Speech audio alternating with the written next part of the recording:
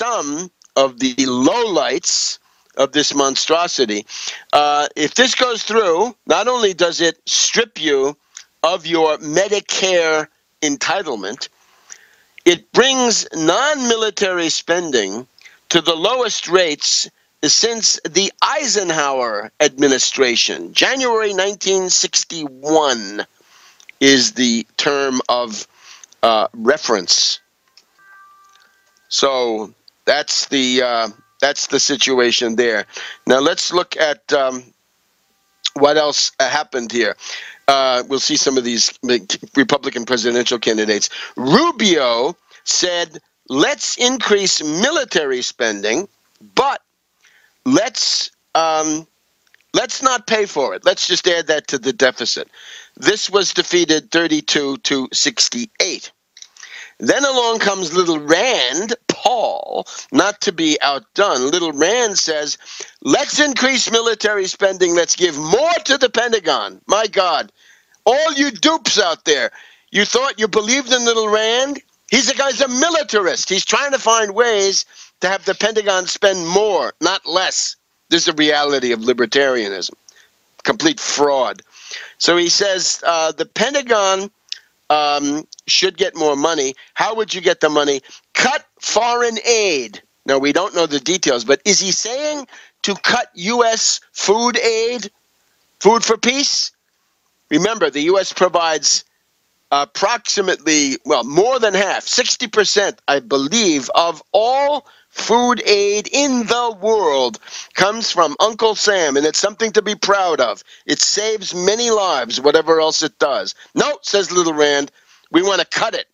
That went down 96-4. Here we have a traitor Democrat, Senator Kaine of Virginia. He says increase the Pentagon spending, but pay for it via entitlement cuts, except for Social Security. But Medicare is included. Okay.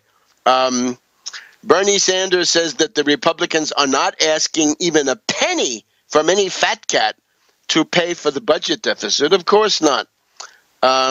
He wants money for climate change. That's his story.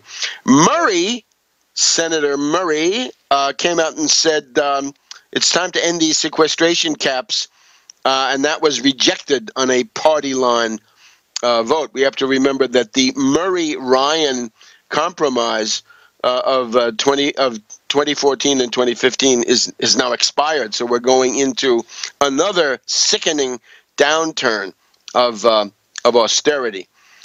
So what you notice is that the media are trying to hide how shocking, how fascist, how barbaric, how savage these cuts are. It's unbelievable. You know, has there been a fascist invasion overnight? Has some horrendous, foreign power taken over the United States? This is the question. Now, the New York Times article says, don't worry, it doesn't matter. Just doesn't matter. NPR, pretty much the same story. Nothing to worry about. Oh, they're just popping off, just a little ideology here in the springtime, and so forth, right? So that's absolute baloney. You're seeing the fascistization of the society, and the media are lulling you into a Pollyanna dream that there's nothing to worry about. And indeed, there's plenty to worry about. The general idea, as I said, is $550 billion cut every year. 2/3 of it, and this is from an interesting, there's some documentation here. The Center on Budget and Policy Priorities shows you that 2/3 of the cuts come from low-income programs, Medicaid, any kind of health, including Medicare, S-CHIP, SNAP, food stamps, and Pell Grants. So they're all being cut. And then the problem, of course, is if you're going to raise military spending, then you've got to do more cutting and therefore more killing. So this is now our situation. So I urge everybody you have got to scream bloody murder about this. You have got to call people's attention to it. Don't believe the New York Times. Don't believe National Public Radio. Don't believe the media in general that are telling you, well, it's just authorization. It's not really appropriation. And a lot of it is in the future. So all disinvestment, and of course, as anybody can point out, if you look at what you ought to be doing to develop a labor force, to try to get a certain degree of upward social mobility restored, if you want to compete with China, you'd be doing the opposite of all these things. And again, it's like saying the rich are not rich enough. The privileges of the rich have been sadly neglected. We need another round of privileges. And just think about this idea that the estate tax is repealed for fat cats, and the earned income tax credit and the child tax credit, some of the most successful programs in a very limited sense, of course, but those are the ones. There's also, let me not forget, if you want to get a Pell Grant and go to college, and that's the future for everybody, they're going to make it harder to get. In other words, you're going to have to be more needy, because the Republican ideologues are out there saying, well, of course, these Pell Grants are now going into the hands of the rather well-off middle class, and we don't want that to happen. Now,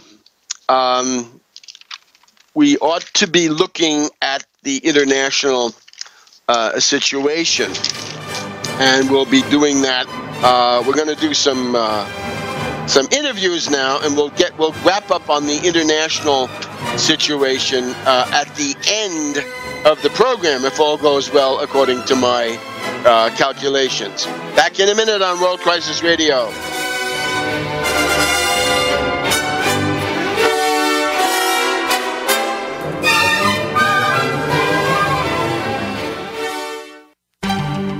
Mike Stenerson for Midas Resources. At no time in history have precious metals been more important, certainly not in my 22 years in the industry. The dollar has lost over 90% of its value in the last 60 years. No fiat currency has ever survived the government printing presses. Ours is not immune.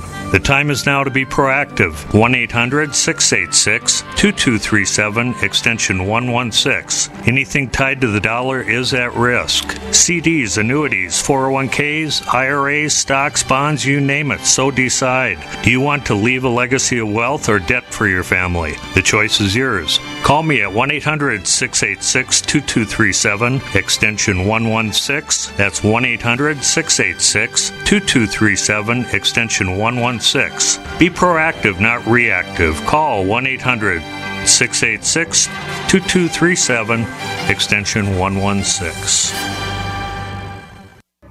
As the New World Order continues to tighten its grip on every facet of our lives, we're all asking ourselves, how can we maintain our independence? The answer is clear. Get prepared, and you get prepared now. Now the only question left is, where do we begin? My Patriot Supply is here to help. Call 800-247-3070 to get started with your 72-hour emergency food supply for only $10. We're even covering the cost of shipping. Are you willing to rely on the government and FEMA in the event of an emergency? Call 800-274-3070 to get started with your 72-hour emergency food supply for only $10. You won't be able to find this deal online, and there is a strict limit of 4 per caller, so don't wait. Call now, 800-274-3070. That's 800-274-3070. Call right now.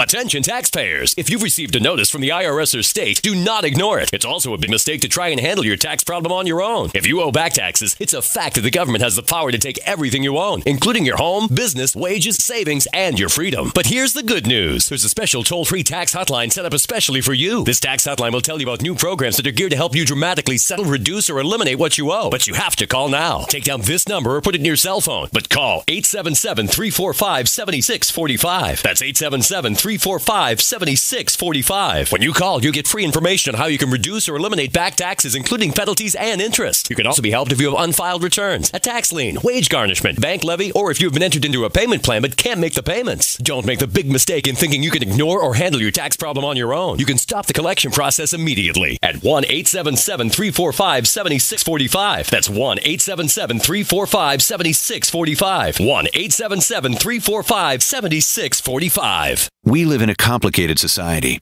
Stressful issues are always popping up. Have you ever been treated unfairly by someone? Have you ever been overcharged for a repair? Have you ever signed a contract or a document worried about identity theft? How many times have you been in those unique situations where you just wanted to call an attorney to find out if you're right or wrong, or what your legal rights are? But every time you think about calling an attorney, what do you think about first?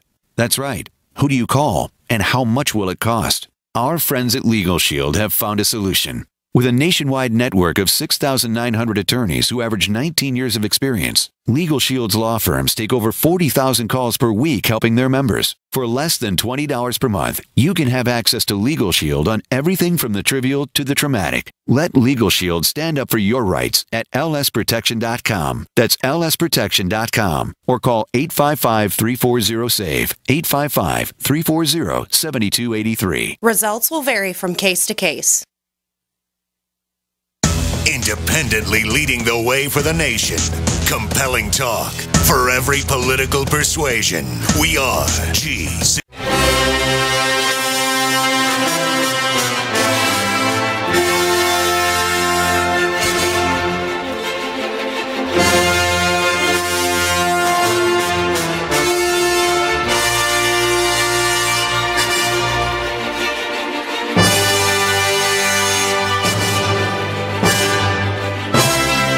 Welcome back to World Crisis Radio. Webster Tarpley reporting here from Washington, D.C. And now we're very pleased to be able to go to Athens, Greece, and to get a report from our observer, our correspondent there in Athens, Michael Chiotinis. Michael, I guess we've just reached the 2-month mark since Syriza won the election, right? January 25th to February 25th, and now it's March 27th. So it's been about 2 months. So you know best how to proceed.